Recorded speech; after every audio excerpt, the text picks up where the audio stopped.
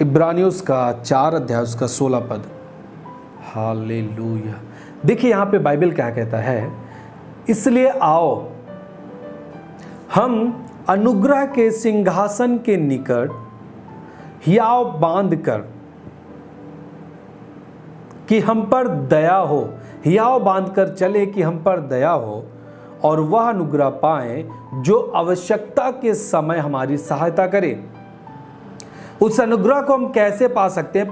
First things, जब हम यीशु पर विश्वास करते हैं, यीशु का लहू हमें शुद्ध करता है और हमें वो याद देता है कि हम परमेश्वर के सामने उपस्थित हो सकते हैं। अदरवाइज हमारे पास वो ताकत नहीं कि हम परमेश्वर के सामने उपस्थित हो सके, क्योंकि हम पापी मनुष्य हैं, हमारे अंदर पाप है और हमारे अंदर ये एक हियाव नहीं है, बोल्डनेस नहीं है कि हम परमेश्वर के सामने जा सके और परमेश्वर से हम दया को मांग सके। परंतु यीशु जब आया, जब यीशु हमारे जीवन में आया, यीशु का लहू हमें पापों से शुद्ध करता है और हमें हियाव देता है, हमारे अंदर ताकत देता है, वो हमें अपनी संतान बनाता है और हमारे अंदर एक अधिकार आ जाता है कि हम परमेश्वर के सामने जा करके अपनी आशीषों को ले सकते हैं, क्योंकि वो हमारा पिता है। ये कब संभव हुआ? जब यीशु मेरे जीवन में आया, यीशु ने हमारे पापों को क्षमा कर दिया, हमारे पापों को हमारे जीवन से दूर किया। उसके बाद यह संभव हो पाया कि हम एक हियाव के साथ, हिम्मत के साथ, ये हिम्मत हो कि हम परमेश्वर के पास जा रहे हैं, हम अपनी दया को मांगेंगे, क्योंकि वो हमारा पिता है। परंतु एक बात याद रखें, उसकी बाद जब हम मसीही जीवन में जीने लगते हैं, हमारा जीवन मसीही जीवन में व्यतीत होने लगता है, उसके बाद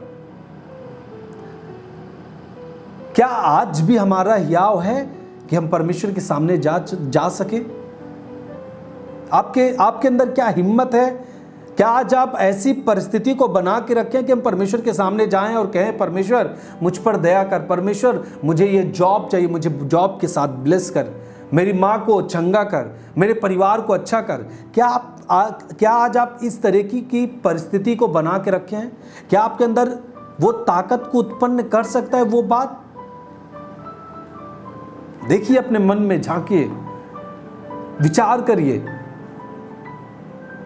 कहीं ऐसा तो नहीं कि हम परमेश्वर के विरोध में कामों को करते करते आज हमारे अंदर वो हियाव खत्म हो चुका जो यीशु ने हमें दिया था, कि हम पिता से जा करके कह सकते हैं कि परमेश्वर हम पर दया कर, हमें वो अनुग्रह दे कि आवश्यकता के समय हमारी सहायता करे।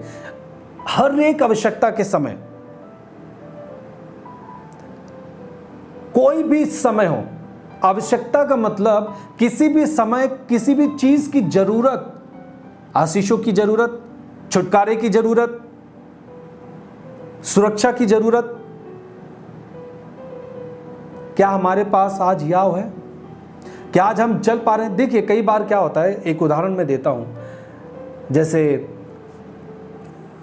कोई व्यक्ति किसी के विरोध में काम करे, ठीक है, और एक व्यक्ति उससे कहे कि जिसके विरोध में काम किया है, जो व्यक्ति अगले के विरोध में काम किया, इस व्यक्ति से जाके बोले कि भाई चल मेरा थोड़ा काम उनसे करवा दे, वो बहुत ही बड़े आदमी हैं, उनकी बात सुनी जाती है और अगर वो बोल दे तो मेरा काम पक्का हो जाएगा।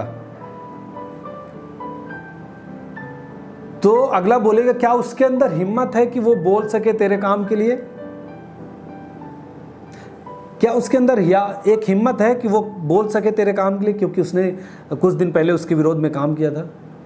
इसका मतलब जब अगले व्यक्ति के प्रति वो अच्छा रहेगा, तभी उसके अंदर यह होगा कि वो बोल सके। और कभी कभी क्या होता है कि ये व्यक्ति बोलता है, अरे वो मेरा भाई है यार, भाई जैसा है, अरे वो बोले और ना हो, ये असंभव है, वो जो बोलेगा वो मैं कर दूंगा।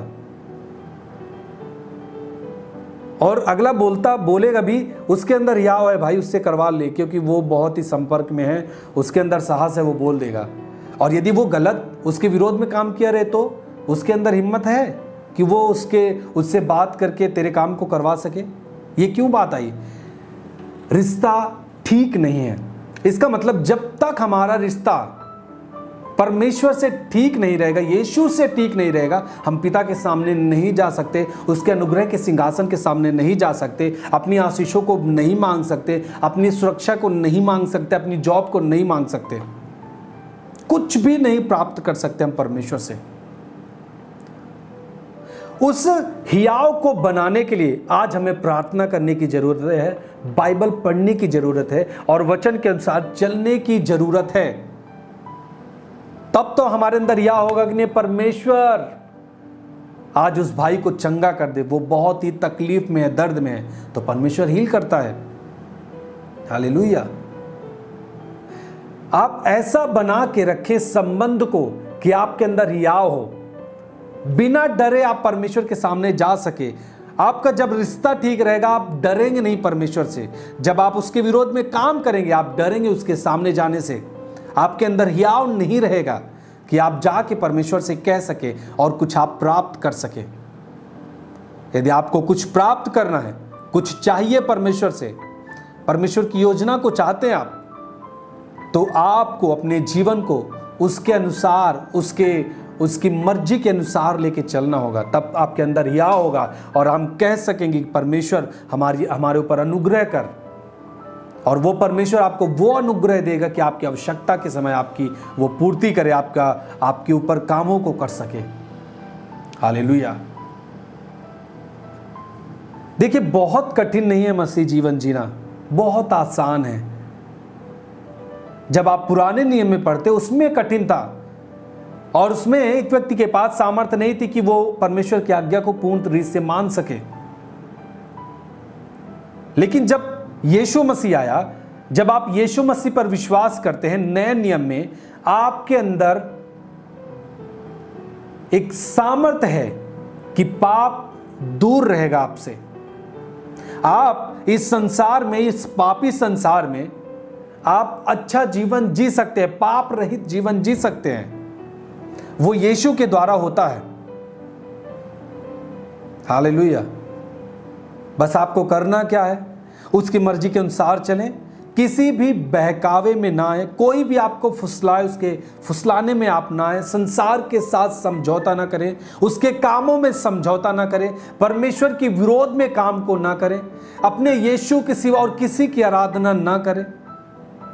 पूर्ण विश्वास करें उस पर, वो आपको ऊंचा उठाएगा, वो आपको बल देगा, आप जो आपका अनादर करते हैं वो आपका आदर करेंगे।